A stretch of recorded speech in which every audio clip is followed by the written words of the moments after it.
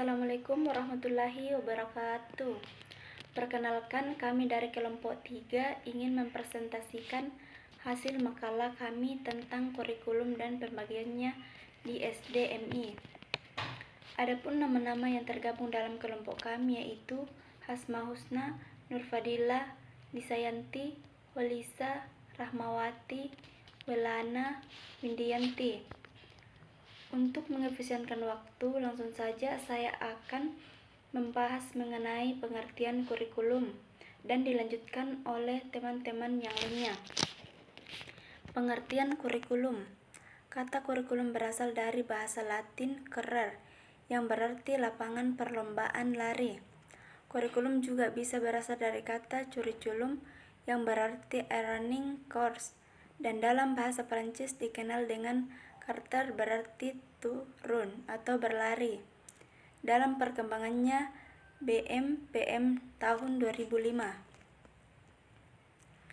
Kurikulum adalah kumpulan rencana, tujuan, materi pembelajaran, dan bahkan cara mengajar yang digunakan sebagai pedoman oleh para pengajar demi tercapainya tujuan akhir pembelajaran.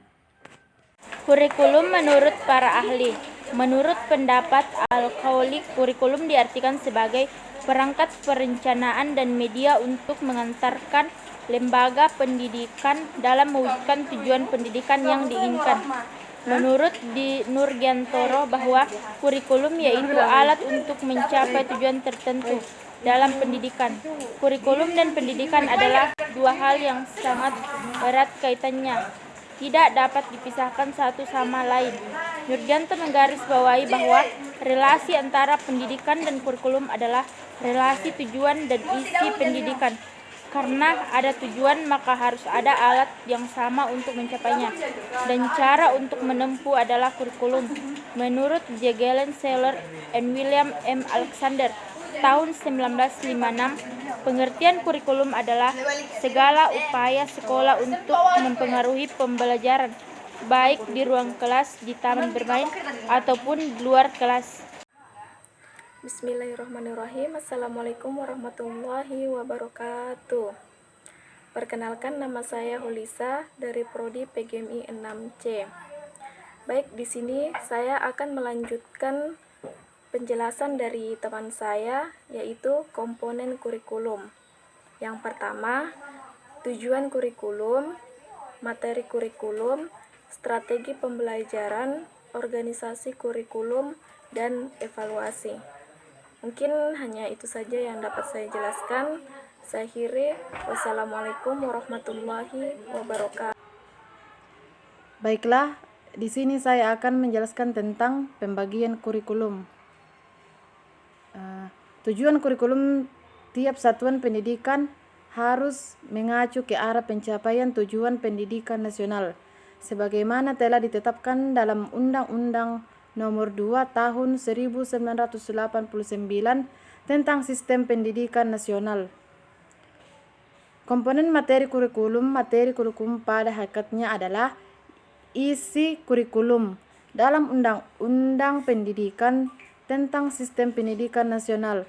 Telah ditetapkan bahwa isi kurikulum menerapkan kajian dan pelajaran untuk mencapai tujuan menyelenggarakan satuan pendidikan yang bersangkutan.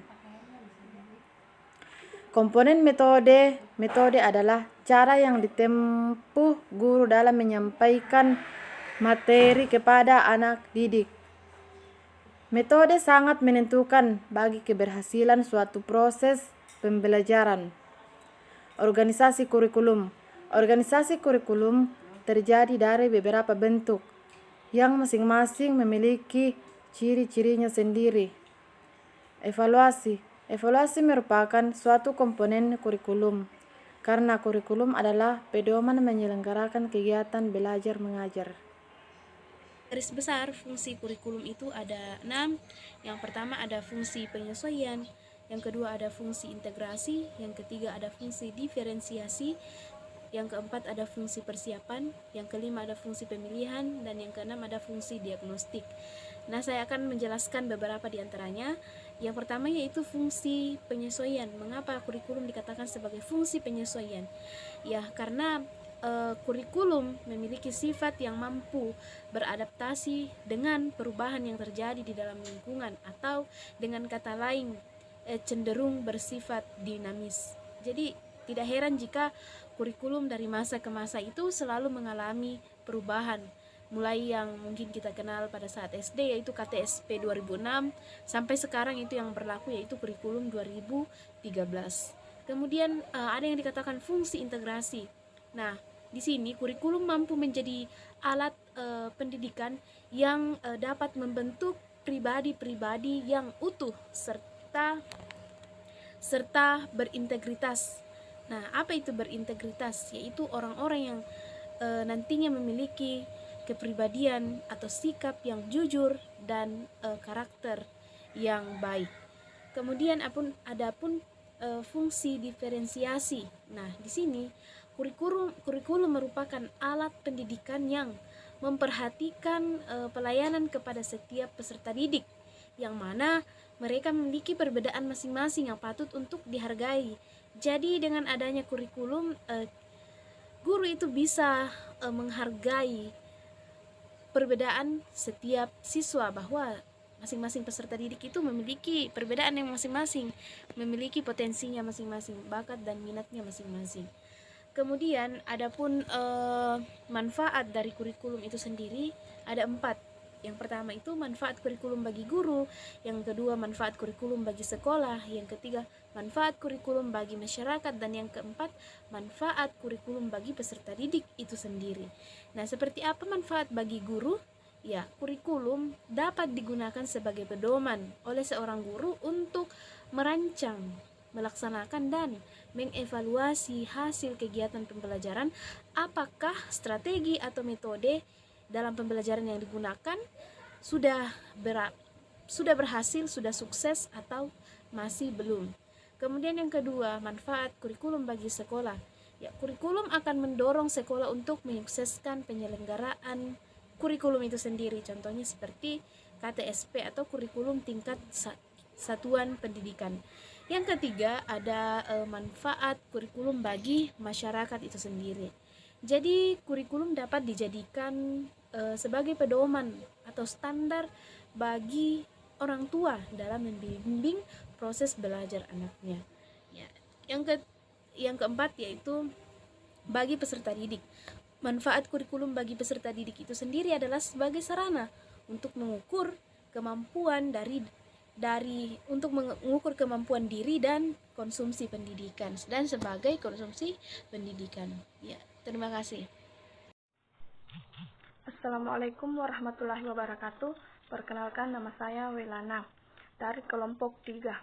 Di sini saya akan menyebutkan sedikit tentang kurikulum dan pembagiannya di MISD. Nah,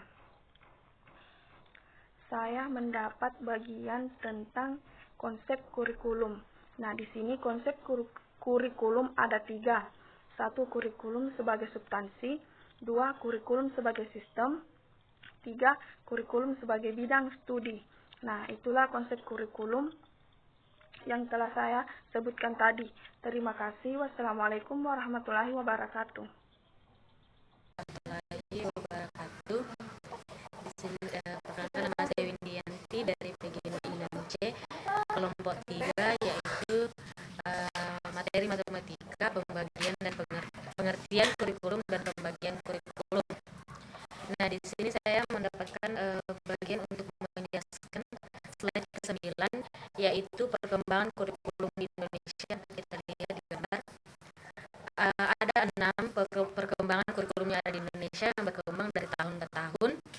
Yaitu pertama, kurikulum yang pertama disebut dengan Rencana Pelajaran 1947, dan kedua yaitu Rencana Pelajaran Terurai 1952, dan ketiga pada tahun 1964 kurikulum di Indonesia kembali disempurnakan dan penekanan pada program Pancawardhana, yaitu pengembangan moral, kecerdasan, emosional, keterampilan, dan jasmani. Sedangkan pada tahun 1968, kurikulum di Indonesia mengalami perubahan kembali yang menekankan pada pembentukan manusia Pancasila sejati. Kelima, yaitu pada tahun 1957, kurikulum baru pun menggantikan kurikulum 1998. Kurikulum yang baru ini dikenal dengan sebutan Satuan Pelajaran, yang maksudnya adalah rencana pelajaran setiap satuan bahasa. Nah, kurikulum terakhir yaitu pada tahun 1984, 1994, 1999, 2004, 2006, dan yang terakhir di tahun 2013 atau dikenal dengan K13 yang sekarang diterapkan di seluruh sekolah perguruan tinggi, SMK, SMA, dan SMP serta SD. Nah, K13 ini menitik beratkan pada 3 aspek, yaitu pengetahuan, keterampilan, dan perilaku. Sekian dari penjelasan saya akhiri. Assalamualaikum warahmatullahi wabarakatuh.